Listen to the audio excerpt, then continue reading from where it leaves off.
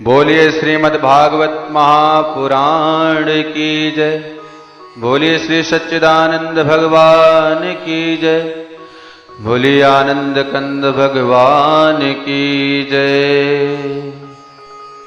ओम गुरुर्ब्रह्मा गुरुर्विष्णु गुरुर्देवो महेश्वरः गुरुर्साक्षात् परब्रह्मा तस्मै श्री गुरुवे नमः। जय जय श्री राधारमण, जय जय नवल किशोर, जय गोपी चित्तचोर प्रभो, जय जय माखन चोर।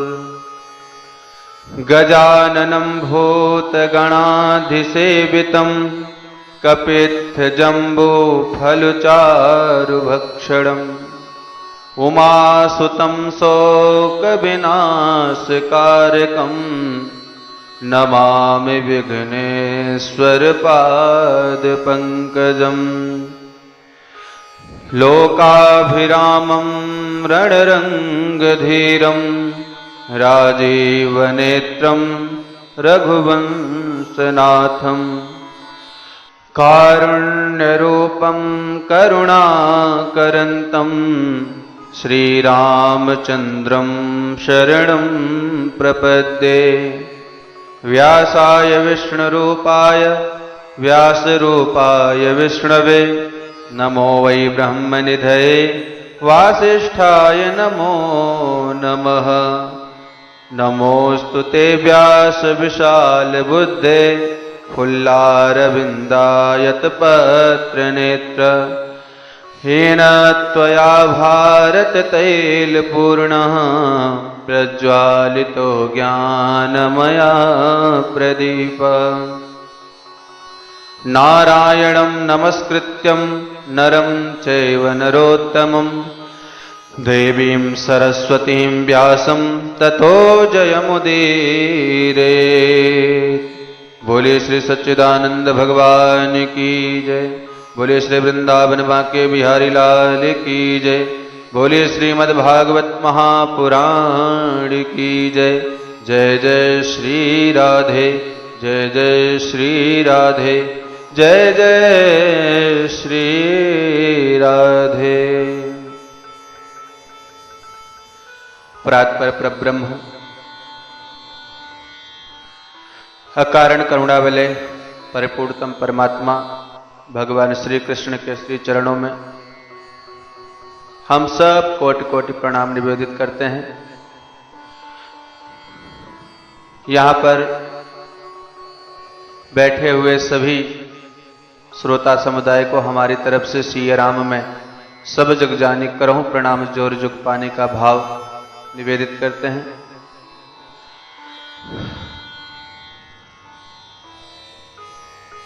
मेरे प्रिय भाइयों बहनों, कल की कथा में हम सभी लोगों ने सुना कि श्रीमद् भागवत के श्रवण मात्र से धुंधकारी जैसा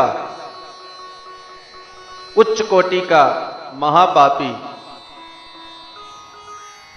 इस श्रीमद् भागवत रूपी ज्ञान गंगा में अवगाहन करके परम पावन पुनीत बन गया।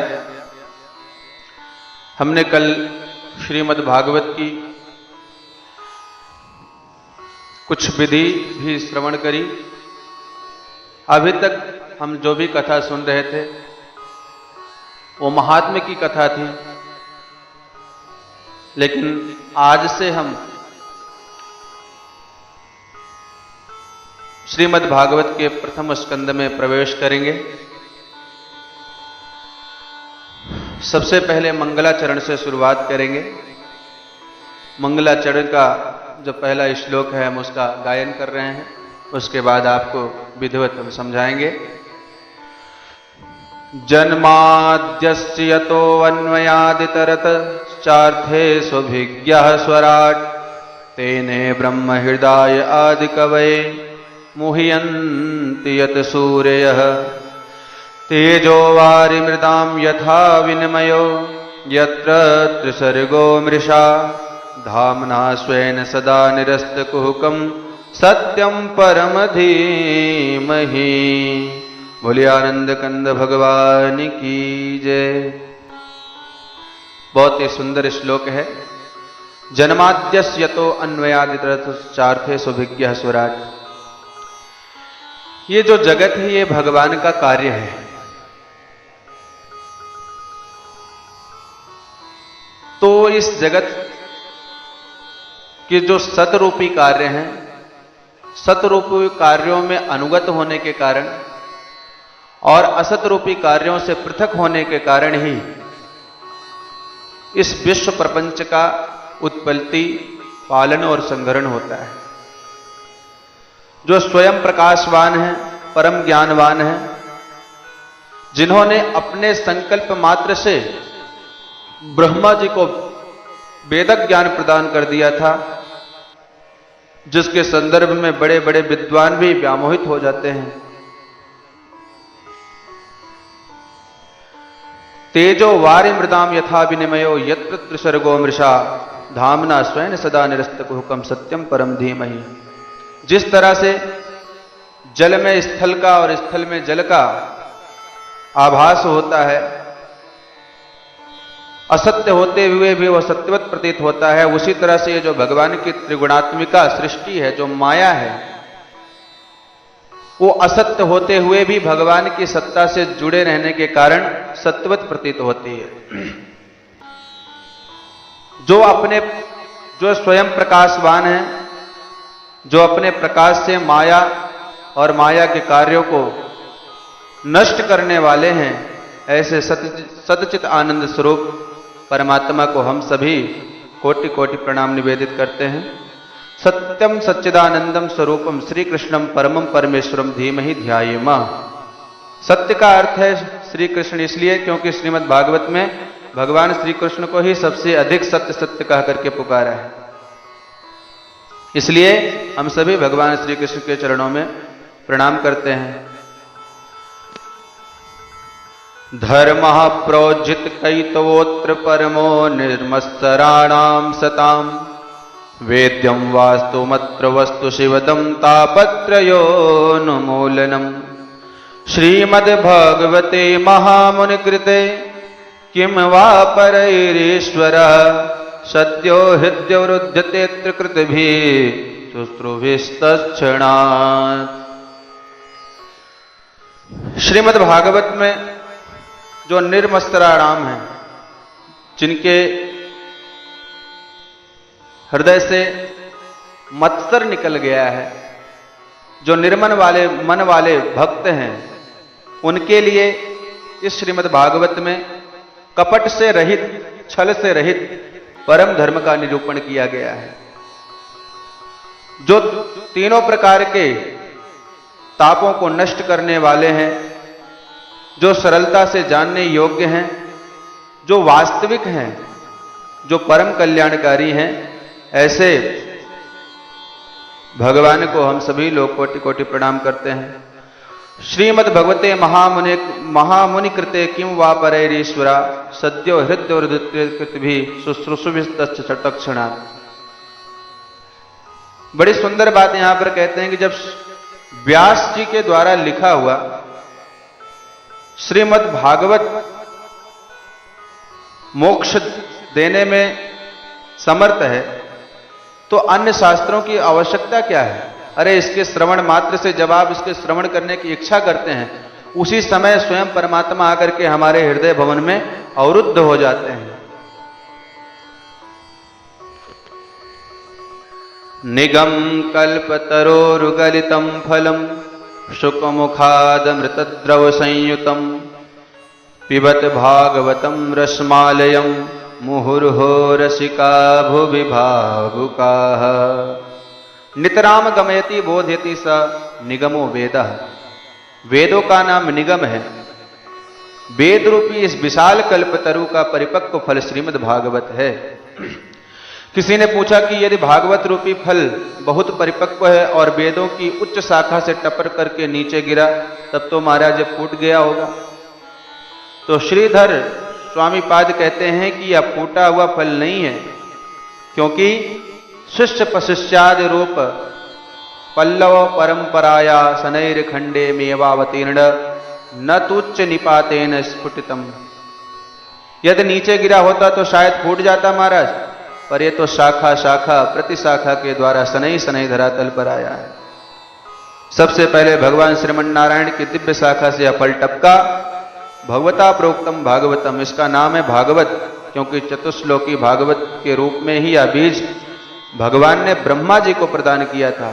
यानी नारायण की शाखा से यह फल टपका तो ब्रह्मा जी की शाखा पर आकर अटका, फिर ब्रह्मा जी की शाखा से टपका तो नारद जी की शाखा पर लटका, फिर नारद जी की शाखा से टपक कर व्यास जी की शाखा पर अटका, फिर व्यास जी की शाखा से टपका तो शुक शाखा पर आकर अटका, फिर शुक शाखा से टपका तब परीक्षित के माध्यम से सूत जी आदि अनेक ऋषियों को प्राप्त हुआ। तो यह धीरे धीरे डालियों के सहयोग से धरातल पर आया महाराज, इसलिए टूटा फूटा नहीं है। यह यथावत ज्यों का त्यों फल धरातल पर उपलब्ध हो गया। किसी ने पूछा व्यास जी आपका फल तो बड़ा सुंदर है, पका हुआ भी है, परंतु खट्टा निकल गया तो? खट्टा फल खाने में अच्छा नहीं लगता, अरे फल तो मीठा होना चाहिए। व्यास जी कहते हैं फल एकदम मीठा है। जिज्ञासु ने पूछा आपके कहने से थोड़ी मानेंगे, कोई प्रमाण दीजिए। तब व्यास जी बोले तो प्रमाण यह है कि फल का उत्तम पारखी तोता माना जाता है। तोता जिस फल में चोंच मार दे, आंख मूंद करके समझ लो कि यह फल मीठा ही निकलेगा। तो मेरे भागवत रूपी फल में भी सुखदेव रूपी तोते ने चोंच मार दी। सुख मुखाद मृतद्रव संयुतम, यह श्रीमद् भागवत सुख मुख विगलित फल है। इस फल में सुखदेव जैसे परमहंस का मुख लगा हुआ है, ऐसा वैसा महात्मा ने जन्म लेते ही परिव्राजक हो चले गए। तो इस भागवत रूपी फल को मुख लगाने वाला तोता सुखदेव भी एकदम पारखी है, परम बुद्धिमान, परम रसिक है। और इस फल में ऐसी विशेषता, ऐसे विशेषज्ञ तोता की चोंच लगी है तो खट्टे होने का महाराज प्रश्न ही नहीं। पुनः जिज्ञासु ने पूछा व्यास जी बाबा फल बहुत मीठा है, अच्छी बात है, पर इस फल में रस कौन सा है? आम है तो आम रस उससे बनाया जाता है, भागवत यदि फल है तो उसका क्या रस है? अमृतम परमानंद स एव द्रवो रसः, परमात्मा को श्रुतियों ने रस रूप में प्रतिपादन किया है। रसो वैसः रसम हे वयम लब्ध्वा नदी भवति नंदी भवति, वह परमात्मा रस स्वरूप है। वही परमात्मा रूपी रस इस भागवत रूपी फल में भरा हुआ है, यानी ये कृष्ण रस से परिपूर्ण फल है। भगवान श्री कृष्ण चंद्र के मधुर चरित्र ही इसमें रस स्वरूप में विद्यमान है। स्वयं परमात्मा की ही तो यह वांगमयी मूर्ति है। श्रीमद् भागवत वह रसराज श्री कृष्ण ही इसमें रस रूप में विद्यमान है। अतः व्यास जी कहते हैं इस भागवत रूपी फल को पियो। पुनः एक जिज्ञासु ने कहा जय हो व्यास जी महाराज, फल भी कहीं पिया जाता है? अरे फल को तो खाया जाता है, फल को तो चूसा जाता है, पीने वाला फल महाराज तो मैं पहली बार सुना। ऐसा भी फल होता है क्या कोई? तब व्यास जी कहते हैं भाई चूसने की बात तब करता जब इस फल से छिलका गुठली होते, पर संपूर्ण भागवत साक्षात श्री कृष्ण का शब्द वह विग्रह है। अतः इसमें फेंकने वाला छिलका गुठली आदि कोई चीज इसमें नहीं है। इसलिए कृष्ण स्वरूप इस रसमय फल का पान करो। यह फल रसमय माधुर्यपूर्ण है, इसलिए पियो। व्यास जी बोले बारंबार पियो, जितनी बार पी सकते हो उतनी बार पियो। पीते पीते जब तक उस रस में तुम स्वयं ही रसमग्न ना हो जाए तब तक पीते ही जाओ। जिज्ञासु ने पूछा महाराज तो अच्छा ये बताओ आप किसको किसको पिला रहे हो फल? तो व्यास जी ने दो नामों को पुकारा, अहो रसिका भुवि भावुका, अरे रसकों अरे भावुकों आओ आओ, तुम्हारे लिए अमृत तैयार किया गया, इसे पियो। जिज्ञासु ने पूछा महाराज कोई और नहीं पी सकता क्या? इन दो लोगों को ही क्यों पुकारा? तब व्यास जी कहते हैं नहीं नहीं, प्याऊ तो सार्वजनिक है, जो आवे उसे पानी पिलाया जाता है, लेकिन दो नाम तो मैंने उनके लिए लिए हैं जिनको प्यास ज्यादा लगे। और पानी का महत्व तो प्यासा ही समझता है। जिसे प्यास ना हो उसे हठात बुलाया जाए, आओ आओ बाबूजी मीठा मीठा पानी लेकर के आया हूं, तो बाबूजी पानी नहीं पिएंगे क्योंकि उन्हें प्यास ही नहीं। फिर भी दुराग्रह पूर्वक उसने बाबूजी को बुला ही लिया, तो बाबूजी आएंगे, पानी बाद में पिएंगे, पहले उससे प्रश्नों की झड़ी लगाएंगे।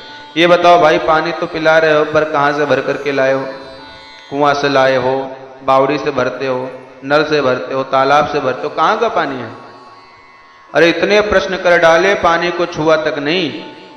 ये प्रश्न इसलिए हो रहे हैं क्योंकि प्यास नहीं है, और कहीं रेगिस्तान में फंस गए होते और प्यास के मारे मुंह चिपक रहा होता, कोसों दूर तक पानी का दर्शन नहीं हो रहा होता, उस क्षण कोई अचानक कह दे भैया पानी पियोगे, तो छान करके भरा या माच करके भरा या कुएं से भरा, या प्रश्न समझ में नहीं आएगा।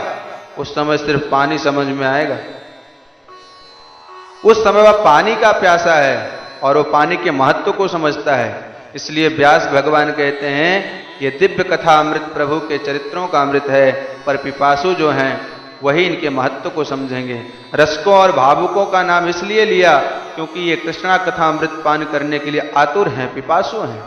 जो प्यासा होता है उसकी पैनी निगाह चारों तरफ ढूंढती है कि पानी कहाँ से मिलेगा। वह निमंत्रण की प्रतीक्षा नहीं करेगा। रसिक तो पागलों की तरह भागते हैं, कैसे भी मिले, कहीं से भी मिले, हमें पीना है। इसलिए व्यास जी महाराज ने रसिक और भावुकों का ही आवाहन किया। बोले श्री वृंदावन बांके बिहारी लाल की जय। बोले आनंद कंद भगवान की जय। नैमिषे निमिष क्षेत्रे ऋषया सौन का दया, सत्रम स्वर्गाय लोकाय सहस्र सममासत। नैमिषारण्य की पावन भूमि में सौनक आदि 88,000 महात्माओं का 1,000 वर्ष का सत्संग सत्र चल रहा है। जहां एक एक निमिष का महत्व हो वह नैमिषारण्य। जिस भूमि में जाकर इस चंचल मनस चक्र को शांति मिले वही नैमिषारण्य। ब्रह्मा जी का भेजा चक्र यहीं गिरा, इसलिए चक्र तीर्थ बना, वही नैमिषारण्य कहलाया। परंतु हमारा भी मनस चक्र चल करके जहां शांत हो जाए वही भगवान की कथा के लिए सबसे अच्छा पावन भूमि है। मन का निग्रह करना इतना सरल नहीं है, पर भगवान के चरित्र इतने मधुर हैं कि हठात जीव के मन को बड़ी सरलता से खींच लेते हैं। इसलिए हमारे कन्हैया 3 जगह से टेढ़े हैं। करसेत इत कृष्णा, भगवान श्री कृष्ण के गुण ही ऐसे हैं कि हठात जीव के मन को खींच लेते हैं और अपने वश में कर लेते हैं। सूत जी से सौनक जी ने 6 प्रश्न किए। किम श्रेयः शास्त्र सारः, कः स्वावतार प्रयोजनम, किम कर्म केवतारस्य धर्माकं शरणं गतः। प्रश्न किए महाराज, प्राणी मात्र का कल्याण कैसे हो? शास्त्र तो बहुत हैं लेकिन मनुष्य के पास समय कम है, इसलिए समस्त शास्त्रों का सार क्या है? और भगवान यदि सर्वसमर्थ जगदीश्वर हैं तो वह अवतार क्यों लेते हैं? अरे जिनके संकल्प से संसार का सृजन हो सकता है, तो क्या उनके संकल्प से दुष्टों का विनाश नहीं हो सकता? यदि उनकी इच्छा मात्र से शत्रुओं का संहार हो सकता है तो उन्हें फिर स्वयं आने की क्या आवश्यकता पड़ गई? उस परमात्मा का जन्म क्यों होता है? यदि भगवान ने अवतार लिए तो भगवान के कितने अवतार हुए, कहां कहां किस रूप में प्रभु के अवतार हुए, और जीवन का परम लक्ष्य क्या है? और सबसे अंतिम प्रश्न उन्होंने पूछा, भगवान धर्म की स्थापना के लिए आते हैं, पर जब भगवान अपनी लीला को संपन्न करके चले जाते हैं तो फिर धर्म किसकी शरण में जाता है? धर्मः कं शरणं गतः। यही 6 प्रश्न सौनक जी ने सूत जी से किया। इन 6 प्रश्नों को सुनकर के सूत जी महाराज बड़े प्रसन्न हो गए और बोले, महात्माओं पहले हम अपने गुरुदेव भगवान का ध्यान कर लें, तब आपके इन प्रश्नों का उत्तर देंगे। सूत जी ने सुखदेव जी महाराज का 2 श्लोकों में बड़ा सुंदर ध्यान किया। यम प्रवजन्तमनुपेतम प्रेत कृत्यम, द्वैपायनो विरह कातर आजुहाव, पुत्रेति तन्मतयातरो विनेदुस्तं सर्वभूत हृदयं मुनिमानतोऽस्मि। यः स्वानभावमखिल श्रुतिसारमेकम्, अध्यात्मदीपमतितितिर्षतां तमोन्धं, संसारिणां करुणयाः पुराण गुह्यं तं व्यास सोनमुपयाम गुरुं मुनीनाम। इन दो श्लोकों में सुखदेव जी का ध्यान किया। यम प्रव्रजंत मनुपेतम पेत कृत्यम, जो जन्म लेते ही प्रव्रजंत हो गए, व्रजगतौ धातु में प्र उपसर्ग लगा हुआ है, जिसका वैराग्य उच्च कोटि का है, परिस्थिति विपरीत हो तो वैराग्य बहुतों को चढ़ता है, पर सुखदेव जी महाराज का तो सहज व स्वाभाविक वैराग्य है। जब पैदा हुए तो पिताजी पुत्र पुत्र कहा करके वात्सल्य उड़ेल रहे थे, फिर भी वन की ओर चले जा रहे हैं, जिनका उपनयन संस्कार भी अभी तक नहीं हुआ। परमात्मा जिन्हें दर्शन देने आशीर्वाद देने माँ के गर्भ में ही जब पहुंच गए कि बेटा तुझे मेरी माया प्रभावित नहीं करेगी, तू निश्चिंत होकर के आ जा, तभी माँ के गर्भ से बाहर निकले। अन्यथा जीव को माँ के गर्भ में ज्ञान तो सब रहता है कि हम कौन है क्या है, पर जहां माँ के गर्भ से बाहर आया कि माया लपेट लेती है और सारा ज्ञान भूल जाता। भूमि परत भा डाभर पानी, भूमि परत भा डाबर पानी, जिम जीवहि माया लिपटानी।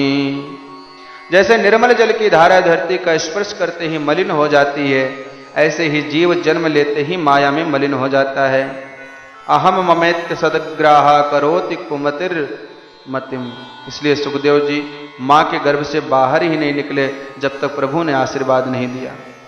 माया को सब कोई भजे, पर माधव भजे न कोई, जो कदापि माधव भजे तो माया चेरी हो। जो माधव का दास बन गया, माया उसी की दासी बन जाती है। माया उसका कुछ नहीं बिगाड़ सकती। माया में जो नाच रहा है वह जीवात्मा, और माया के बीच रहकर भी जो निर्लिप्त हो जाए वो महात्मा, और माया को भी जो अपने इशारों पर नचावे महाराज वही है परमात्मा। तो सुखदेव जी विशुद्ध महात्मा है। विरह से कातर श्री कृष्ण द्वैपायन व्यास जी महाराज पुत्र पुत्र पुकारते जा रहे हैं। जब जोर जोर से कहते हैं बेटा, तो जंगल के वृक्षों से भी प्रतिध्वनि निकलती है, बेटा बेटा बेटा। ऐसा लग रहा है कि जैसे व्यास जी के विरह को देख करके जंगल के वृक्ष भी विरही हो गए, और व्यास जी के स्वर में अपना स्वर मिलाकर के वृक्षों ने भी बेटा बेटा पुकारना प्रारंभ कर दिया। ऐसे सर्वभूत हृदय सम्राट श्री सुखदेव जी के पाद पद्मों में हम बारंबार प्रणाम करते हैं। जिन सुखदेव जी महाराज ने समस्त श्रुतियों का मंथन करके एक सार रूप निकाल लिया, समस्त श्रुतियों का मंथन करके अध्यात्म का एक दीपक प्रज्वलित किया। जो साधक अज्ञान के अंधकार में भटकते हुए रास्ता ढूंढ रहे थे पर दिखाई नहीं पड़ रहा था, उन्हें मार्ग देखने के लिए ही सुखदेव जी ने यह भागवत रूपी सुंदर दीपक प्रज्वलित कर दिया। अंधकार में भटके हुए जीवों पर करुणा करके ही संसारियों पर अनुग्रह करने के लिए ही उन्होंने यह दीपक जलाया है। ऐसे व्यास पुत्र श्री सुखदेव जी के पाद पद्मों में हम बारंबार प्रणाम करते हैं। भगवान नर नारायण तथा भगवती सरस्वती एवं व्यास जी का स्मरण करके ही व्यास के शास्त्रों का वर्णन किया करना चाहिए। तो आइए हम लोग भी इस सुंदर श्लोक का गायन करते हैं। नारायणं नमस्कृत्य नरं चैव नरोत्तमं, देवीं सरस्वतीं व्यासं ततो जयमुदीरयेत्। उनका सबका स्मरण करने के बाद श्री सूत जी कहते हैं, मुनयः साध पृष्ठोहम भवद्भिर्लोक मंगलम। हे ऋषियों, तुमने जो प्रश्न किया है ना, वह अपने लिए नहीं, लोक मंगल के लिए। ऋषियों, तुमने ये बड़े सुंदर प्रश्न किए हैं। अब ध्यान से सुनो कि जीव मात्र का परम धर्म क्या है। प्राणी मात्र का परम धर्म एक ही है। क्या है महाराज? भगवान के श्री चरणों से प्रेम करना। परंतु वह भगवान का प्रेम कैसा हुए? भगवान से प्रेम तो हम सब करते हैं, परंतु करते कब हैं? जब कोई काम पड़ता है। भक्ति कैसे हो? अहेतु की, हेतु रहित निष्काम भक्ति होनी चाहिए। और निष्काम होने के साथ साथ निष्कपट भी होनी चाहिए। अहेतु की अप्रतिहता, ये भक्ति के दो विशेषण हैं। भक्ति में कोई कामना नहीं होनी चाहिए, आपत्ति विपत्ति में ही भगवान याद आवे ऐसा नहीं होना चाहिए। प्रतिक्षण स्वाभाविक भगवान से प्रीत हुए, जैसे माँ का पुत्र के प्रति स्वाभाविक प्रेम होता है, चाहे वह घर में रहे या परदेश चला जाए, माँ तो उसे किसी न किसी बहाने याद ही करती रहती है। जैसे परदेश गए हुए प्रियतम का उसकी प्रियतमा स्वाभाविक चिंतन करती रहती है, ऐसे ही भगवान के प्रति स्वाभाविक प्रीति हो। सूर्योदय होने पर कमल क्यों खिलता है, चंद्रोदय होने पर कुमुदनी क्यों विकसित होती है? इसका कोई जवाब नहीं है, क्योंकि उनका स्वाभाविक प्रेम है। तो ये जैसे सहज प्रीति इनमें होती है, ऐसे प्रभु के प्रति हमारी सहज प्रीति होवे, स्वार्थ भरी प्रीति नहीं हो। अहेतु की अप्रतिहता ययात्मा संप्रसीदति, ऐसी विशुद्ध भक्ति भगवान के चरणारविंद में हो जाए तो जनयत्यासु वैराग्यम ज्ञानम च यदि हेतुकम। भक्ति के ही बेटा ज्ञान और वैराग्य हैं। जब भगवान में भक्ति सुदृढ़ हो जाए तो भगवान के स्वरूप का ज्ञान अपने आप ही हो जाएगा और जगत से धीरे धीरे वैराग्य भी स्वतः हो जाएगा। अलग अलग प्रक्रियाएं नहीं है, अपने आप ही हो जाएगा। मीरा जी का चित्र गिरधर गोपाल में ऐसा चिपक गया कि मीरा जी को फिर घर छोड़ने की जरूरत नहीं पड़ी, घर अपने आप ही छूट गए। घर में रह रही हैं तो कृष्ण दीवानी होकर के नाच रही हैं, और घर से कोई निकाल दे तो भी कोई फर्क नहीं पड़ता। उनके लिए तो घर के बंधन ही विघ्न बनने लगे। वह घर में रहे तो वैराग्य, और बाहर चली जाए तो क्या फर्क पड़े। घर अपने आप ही छूट गया। कहां कितना बड़ा वैभव, कितनी संपन्नता राजघराने की, पर कृष्ण गृहीत मानसा होते ही अपने आप भगवान के स्वरूप का ऐसा ज्ञान हुआ, जगत से ऐसा वैराग्य हुआ कि कुछ करना नहीं पड़ा और अपने आप ही मुंह से निकल गया। मेरे तो गिरधर गोपाल, मेरे तो गिरधर गोपाल, दूसरो न कोई, मेरे तो गिरधर गोपाल, दूसरो न कोई, मेरे तो गिरधर गोपाल। तो संसार में जो आसक्ति है अपने आप छूट जाएगी। कब? जब भगवत प्रेम जाग जाएगा तब। अरे भाई, कन्या का जन्म होता है, माँ बाप के यहाँ लालन पालन होता है, तो माँ बाप से कन्या की कितनी प्रीत हो जाती है। माँ बाप के प्रति कितना प्रेम उस पुत्री के मन में होता है। कोई पूछे बेटे तुम्हारा घर कौन सा है, तुरंत दिखाएगी ये मकान हमारा है, ये गाड़ी हमारी है, ये माता जी हमारी हैं, ये पिताजी हैं, ये भैया हैं। कितनी प्रीत। और जहां 20 वर्ष के हुई घर परिवार वही सब था, और जहां विवाह हुआ तब सब कुछ बदल गया महाराज।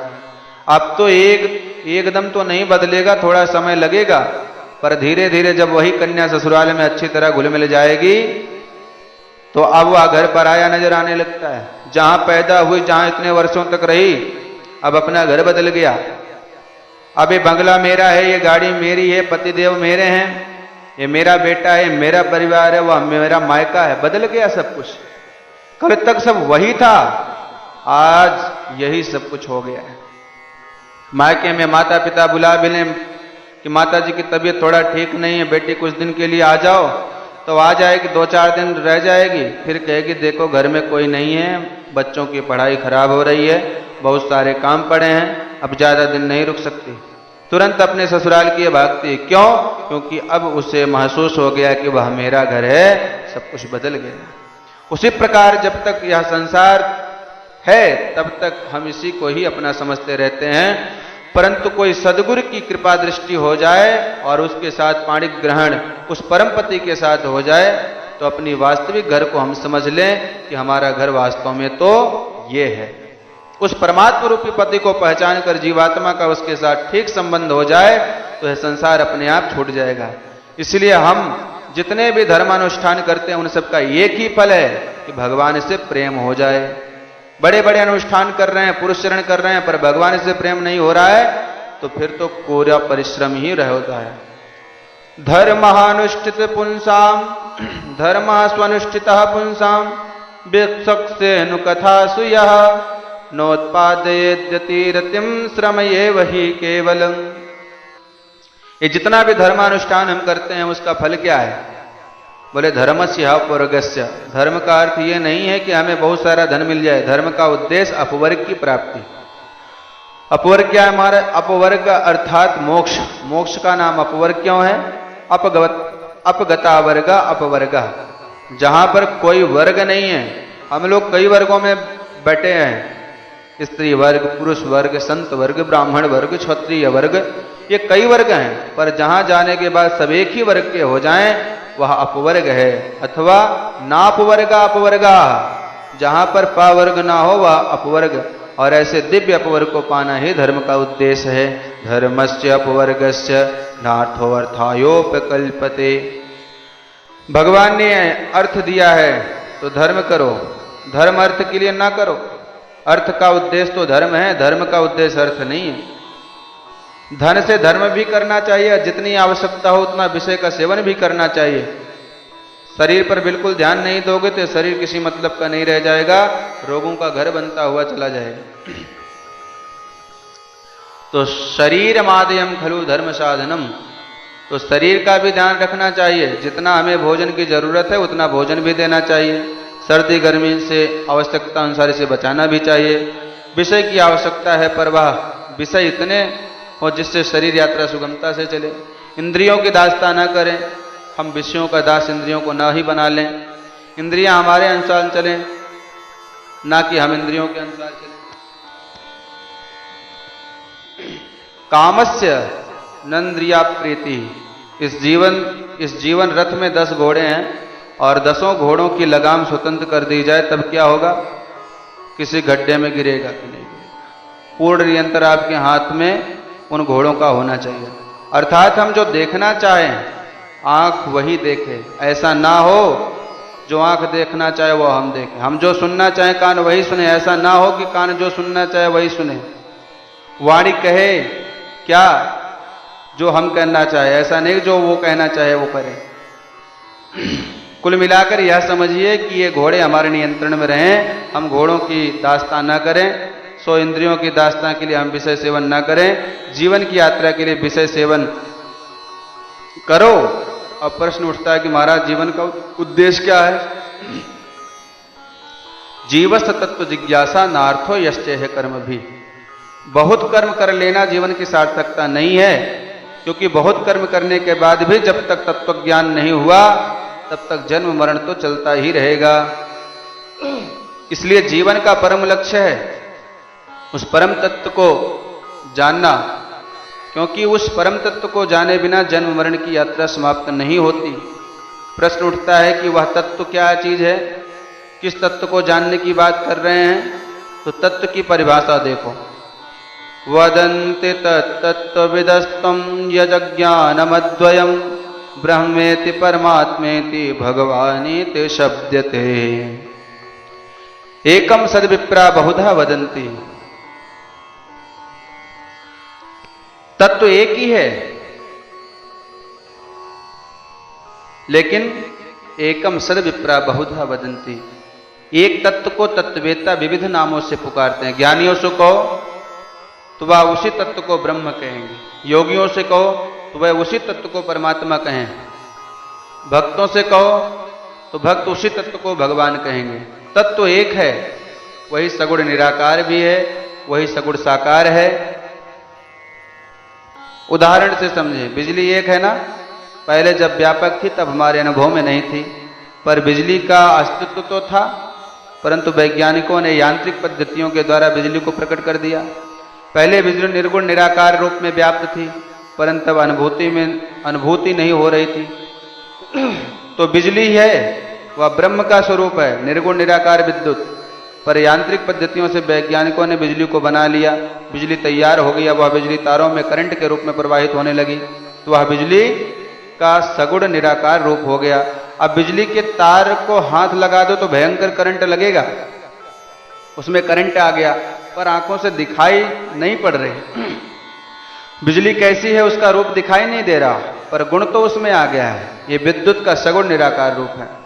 परंतु वही बिजली का करंट जब बल्ब से जोड़ा तो प्रकाश फेंकने लगा। बिजली का रूप भी समझ में आ गया।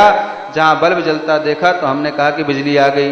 अब हमें छूने की सोचने की आवश्यकता नहीं, क्योंकि प्रकाश दिख रहा है। तो पहले बिजली व्यापक थी, वह निर्गुण निराकार थी। बनकर जब तारों में प्रवाहित होने लगी तो वह सगुण निराकार थी, और बल्ब से प्रकाशित होने लगी तो सगुण साकार हो गई। ऐसे ही जब वह निर्गुण निराकार तत्व था तो वह ब्रह्म के रूप में था। सगुण निराकार ब्रह्म निराकार बना तो परमात्मा के रूप में घट घटवासी बन गया, सबका संचालन करने लगा। वही रामकृष्ण नरसिंह आदि दिव्य रूप धारण करके हमारे बीच प्रकट होने लगा और नाचने लगा, गाने लगा। तो उसी तत्व को हम भगवान कहने लगे। यदि वह बिजली के प्रकाश के रूप में प्रकट ना होवे तो बिजली हमारे किस मतलब की? प्रकट भी होना चाहिए, इसलिए वही अपना दिव्य रूप बना करके प्रकट हो जाता है। तो वह भगवान हमारे बीच में आंखों का विषय बन जाता है। शेष गणेश महेश दिनेश सुरेश हूँ जाए निरंतर ध्यावे। पर वही जब प्रकट होकर के हमारे बीच आया तब ताही यहिर की छोहरिया छछिया भर छाछ पे नाच नचावे। कहा तो अब ब्रह्म ध्यान में नहीं आ रहा था, और आज ब्रज की ग्वालिनियां कहती कन्हैया बढ़िया ठुमका मार कर नाच दे तो तोए ताजो ताजो माखन खवाऊंगी। तो वही परमात्मा तत्व ठुमुक ठुमुक करके नाच नाच कर ब्रज मामाओं के मन को मुग्ध कर रहा है। भक्तों को परमानंद प्रदान करने के लिए वही परम तत्व प्रकट होता है। अब प्रकट होने के कई रूप हैं। राम जी के रूप में भी, श्याम जी के रूप में, वाराह के रूप में, कपिल जी के रूप में, अनेकों रूप में वह प्रकट हुआ। मुख्य रूप से भगवान के 24 अवतार हुए हैं। वैसे तो भगवान के अनंत अवतार हैं, अवतार के कई भेद हैं, जैसे अंशावतार, आवेशावतार, कलावतार, पूर्णावतार आदि। तो कोई आवेशावतार है तो कोई अंशावतार है। ये ते चांस कलाह पुंसाम कृष्णस्तु भगवान स्वयं। भगवान श्री कृष्ण का और श्री रामभद्र का परिपूर्ण अवतार है। चकार शब्देन रामोप्यज्ञेया ये ते चांसा। तो चकार शब्द इसमें जुड़ा है। तो चकार के द्वारा श्री सूत जी महाराज श्री रामभद्र को भी पूर्णावतार स्वीकार करते हैं। तो श्री राम जी और श्री कृष्ण का पूर्णावतार है, बल्कि कोई आवेशावतार है तो कोई अंशावतार है तो कोई कलावतार है। अब रसिकों की अपनी अपनी उपासना है, किस रूप में वह उस परम तत्व से ज्यादा आनंद लेते हैं। किसी को छैल छबीले कृष्ण कन्हैया बहुत अच्छे लगते हैं, तो किसी को मर्यादा पुरुषोत्तम श्री राम जी का रूप ज्यादा भाता है, तो किसी को जटाजूटधारी फक्कड़ भोले बाबा ज्यादा अच्छे लगते हैं। वही परम तत्व विभिन्न रूपों में प्रकट है। तुम्हें कौन सा रूप पसंद है? किसी को पूड़ी अच्छी लगती है, किसी को पराठे अच्छे लगते हैं, तो किसी को रोटी में है आनंद आ जाता है। अब अपना अपना स्वाद है, तुम्हारा रस जहां हो। और भगवान हरि व्यापक सर्वत्र समाना, हरि व्यापक सर्वत्र समाना, प्रेमत प्रकट हो ही मैं जाना। प्रहलाद जी की निष्ठा एक खंभे में भी प्रभु को प्रकट कर देती है। तुम्हारा प्रेम कहां पुष्ट हो जाए, परमात्मा वहीं से प्रकट हो जाएगा। नामदेव जी ने तो कुत्ते से ही भगवान को प्रकट कर दिया। यदि उस परम तत्व को ठीक से जान लिया तो उससे क्या हो गया? भिद्यते हृदय ग्रंथ छिद्यन्ते सर्व संशया, क्षीयन्ते चास्य कर्माणि दृष्ट एवात्मनीश्वरे। उस परम तत्व को जानते ही तुम्हारे हृदय की अज्ञान की सारी ग्रंथियां खुल जाएंगी। जितनी भी बुद्धि में संशय और भ्रम है वो सब समाप्त हो जाएंगे। जितने भी कर्म बंधन है उनसे तुम विमुक्त हो जाओगे। इसलिए उस परम तत्व को जानना ही जीवन का परम लक्ष्य है। और उस परमात्म तत्व को मानव जीवन में ही जाना जा सकता है।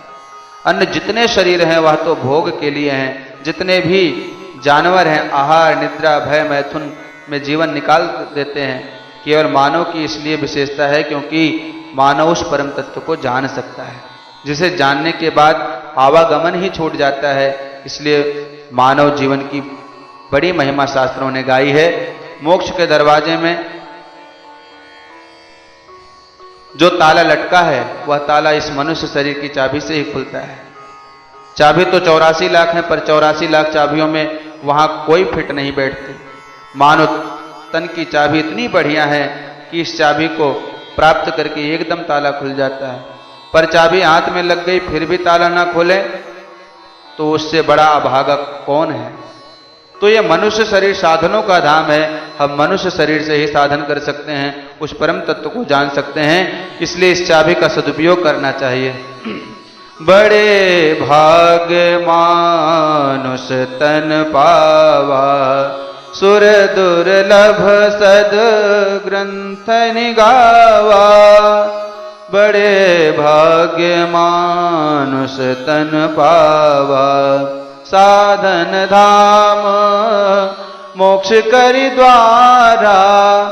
पाई न जेहि पर लोक संवारा, पाई न जेहि पर लोक संवारा। बोले श्रीमद् भागवत महापुराण की जय। बोलिए आनंद कंद भगवान की जय। बोलिए सच्चिदानंद भगवान की जय। ओम विश्वानि देव सवृत द्वैतानि पराश्वेत भद्रम तन्नो आसो। ओम शांति शांति शांति।